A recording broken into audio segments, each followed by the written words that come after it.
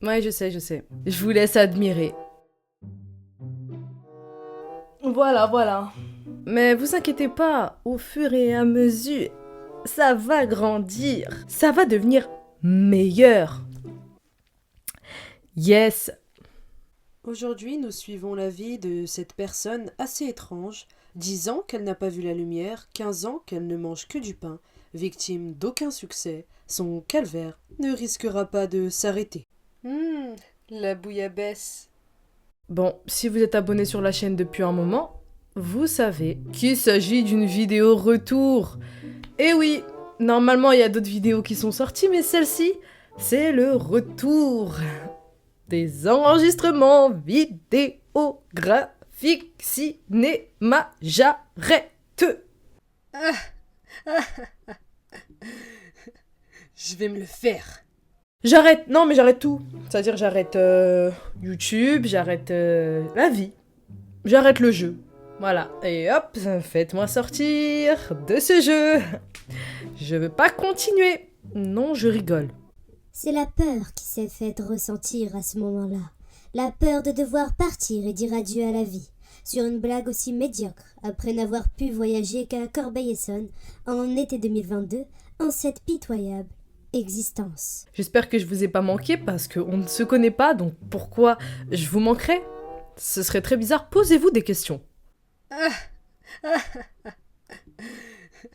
Je vais me le faire.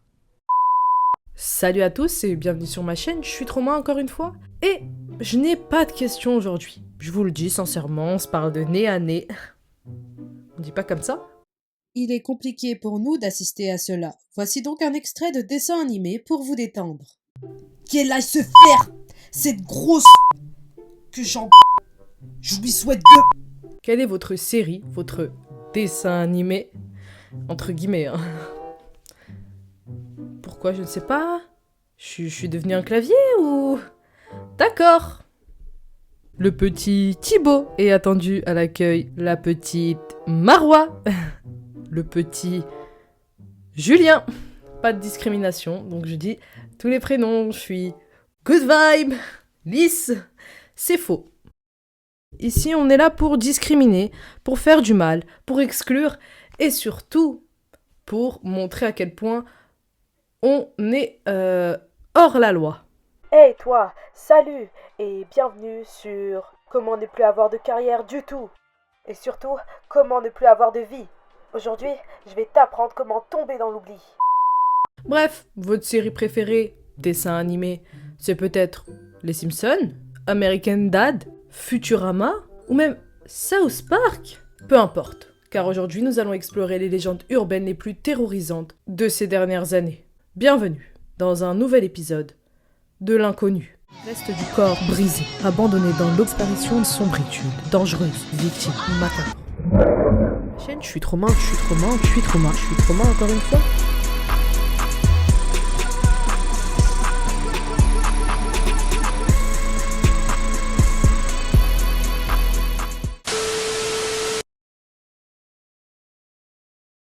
Est-ce que vous avez déjà conduit dans un tunnel ou marché sous un tunnel? Un très long tunnel où vous ne verrez jamais le bout. Référence au bout du tunnel. Pas au bout de pain, ni au bout de la nuit. Les démons de minuit.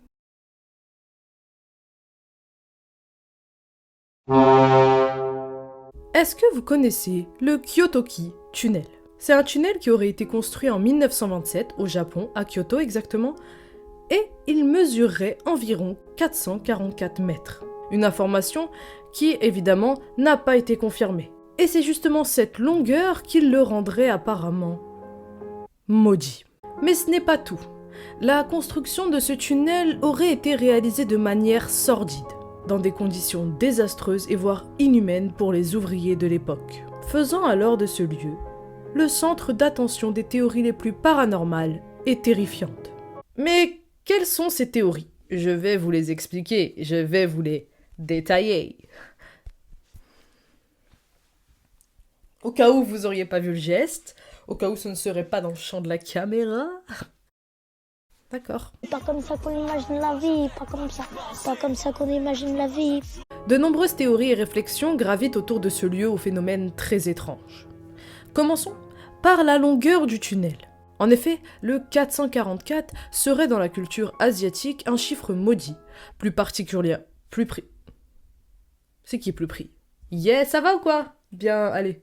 Plus particulièrement le chiffre 4, car c'est l'équivalent du chiffre 13 pour les Français. Et pour certaines personnes, la prononciation du chiffre ressemblerait même à la prononciation du mot mort en japonais. Évidemment, je vais vous faire la traduction. Le mot mort se dit Si. Le chiffre 4 se dirait Si. Bonjour.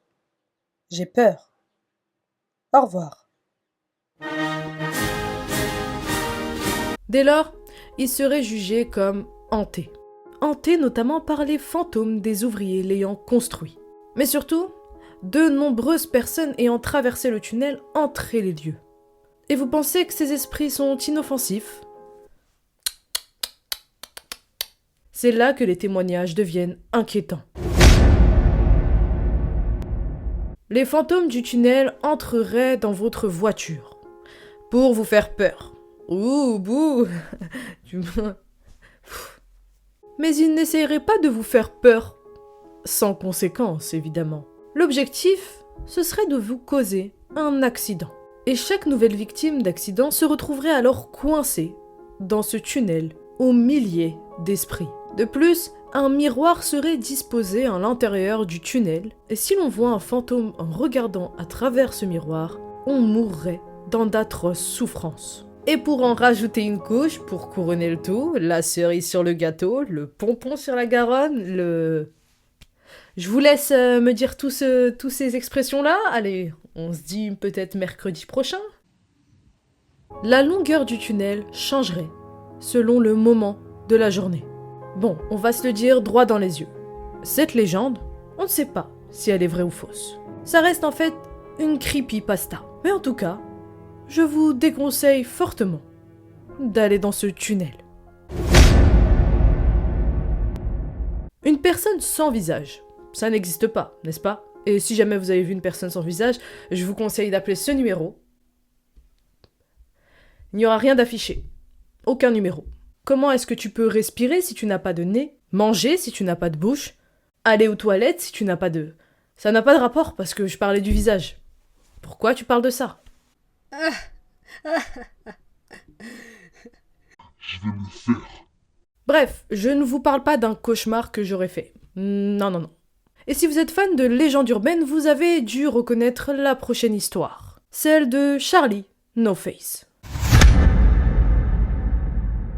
Charlie No Face, ou Green Man, c'est l'histoire d'un homme qui aurait été, un jour, frappé par la foudre et dont le visage aurait subitement disparu. Et ce n'est pas tout. Son corps serait devenu même luisant, avec une couleur plutôt fluorescente. Et là, vous êtes censé dire, bon, je n'ai pas de nombril, et j'en fais pas tout un plat. Et si vous n'avez pas de nombril, faites-en tout un plat. Même si je le conçois, et je suis là, je le conçois, quel est l'intérêt d'un nombril? Voilà, je pose ça là, ça sert à quoi? Peut-être que je sais pas, hein. Peut-être que je l'ai pas encore découvert. Mais ça sert à quoi?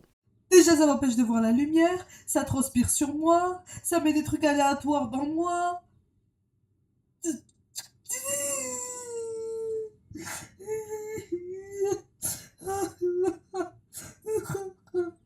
Aïe. Bref, mais ce Charlie No Face ne ferait pas rien de mal. Je remets la phrase dans le bon ordre.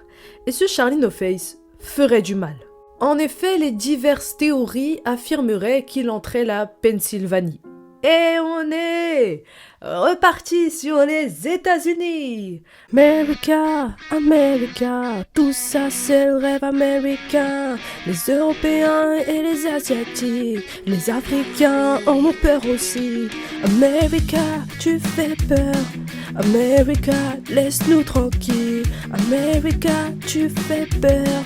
Tout ce qui se passe là-bas est bien horrible. America. Bref. Cette histoire se déroulerait en Pennsylvanie, où Charlie No Face terroriserait les habitants. Mais bon, difficile d'y croire, je sais. Et pourtant, l'histoire de Charlie No Face n'est pas une légende urbaine. C'est une histoire triste et vraie. C'est celle de Raymond Theodore Robinson. Alors qui est ce Raymond Theodore Robinson ? Raymond Theodore Robinson est né le 29 octobre 1910. À l'âge de 8 ans, alors qu'il joue en extérieur avec ses amis, il est rapidement attiré par un nid d'oiseau. Et un peu pour faire le malin, il décide de monter sur l'arbre où se trouve ce nid d'oiseau. Évidemment, comme n'importe quel enfant de 8 ans, il prend une décision irréfléchie. Et il va donc grimper sur cet arbre. Certes, il voulait attraper un nid, mais ce qui l'anime, c'est surtout d'impressionner ses amis. Et pour les impressionner, je dirais même que Raymond les a tout bonnement traumatisés. Raymond grimpe sur l'arbre et lorsqu'il arrive non loin du nid, il finit en fait par toucher les lignes de câbles électriques. Des lignes allant de 1200 à 22 000 volts, soit 10 fois plus qu'une simple ampoule.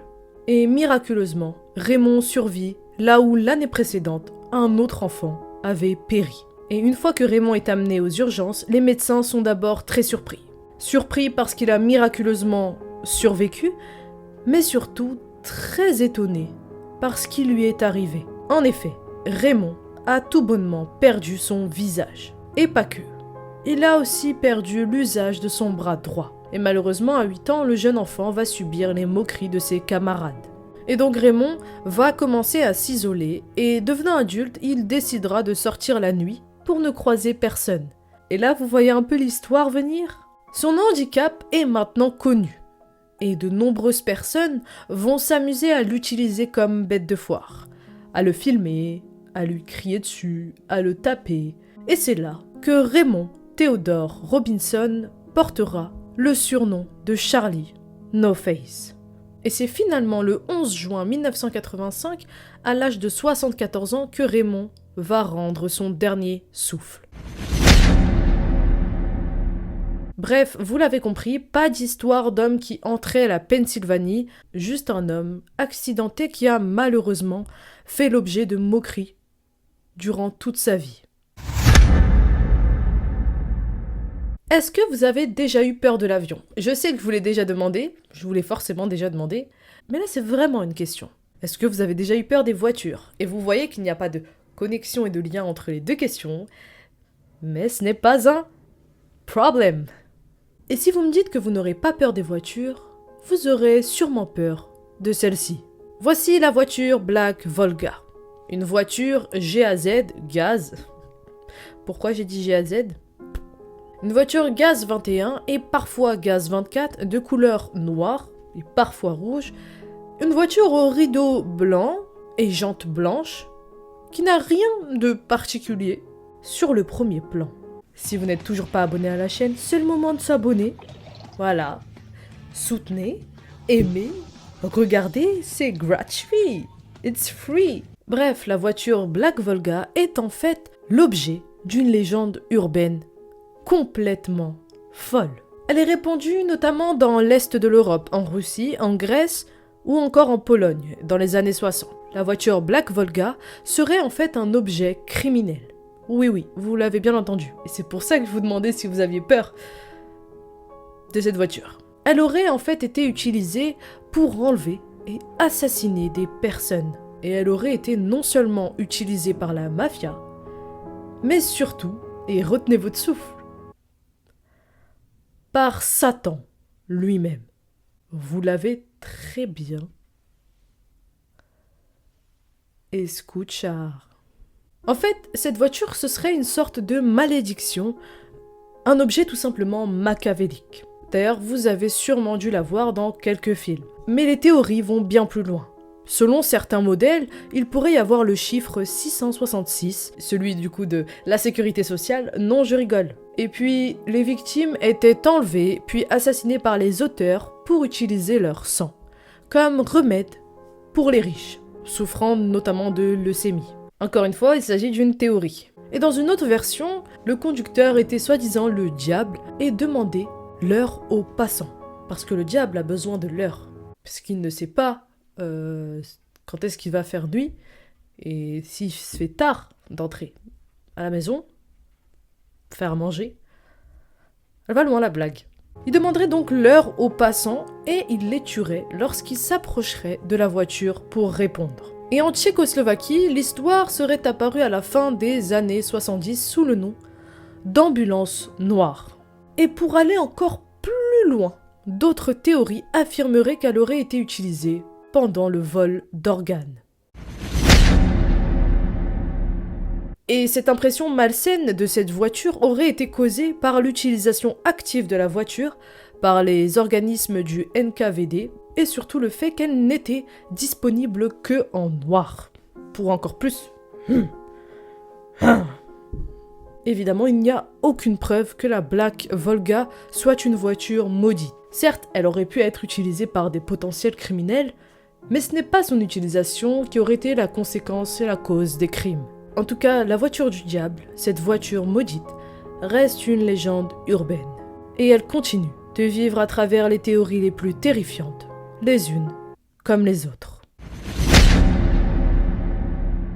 Et bon la team Timos, j'espère que vous avez kiffé cette vidéo retour. Normalement il y a eu d'autres vidéos. Je vous ai d'ailleurs énoncé le programme de cet été qui va être mis à jour. Vous pouvez le regarder dans l'onglet communauté sur YouTube. Petit post avec petites annonces. On n'est pas sur le bon coin, on est sur jsuistrauma.com. Non. D'ailleurs, dites-moi si vous avez kiffé cette vidéo. Est-ce que vous connaissiez ces légendes urbaines? Est-ce que vous y croyez? Est-ce que vous avez d'autres théories? J'aimerais bien les voir, j'aimerais bien les lire. En attendant, abonnez-vous si c'est toujours pas fait. D'ailleurs, je vois beaucoup de personnes regarder les vidéos. Merci. Mais abonnez-vous. Et lâche un like si t'as kiffé cette vidéo. Et tu sais quoi? Pour savoir si t'as suivi cette vidéo jusqu'au bout, commente l'un des objets que tu vois derrière dans le décor. Et... magie! C'est le retour des glasses! Et vous savez quoi? Ces glasses rendent encore plus fort! Yes! En tout cas, vous avez déjà participé à In The Boîte ou est-ce que vous avez déjà participé au Juste Prix? C'est la pire outro que vous verrez sur cette chaîne. Je vous le dis. En attendant, moi je vous dis à plus dans le bus, la team. Bye!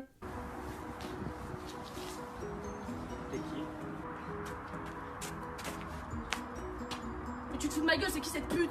Je la connais pas. Vas-y, lâche-moi. Je la connais pas. Lâche-moi. Mais je suis choquée en fait, je te croyais pas comme ça, Jérémy! Je la connais pas. Regarde! Mais t'es un gros connard! Tiens, merci ma pote. Il manque 5 euros. Voilà. Ciao mon pote. À la prochaine fois, hein. Merci. Ouais, je suis de la team célibataire, t'inquiète même pas, ouais, j'en suis fier. C'est le sang de la veine, je dirais même CQLF. J'en place une pour tous les gens, ouais, qui sont en couple. Ouais, ne croyez pas que nous on vous jalouse, ma chérie, quand il va te quitter, bah ouais.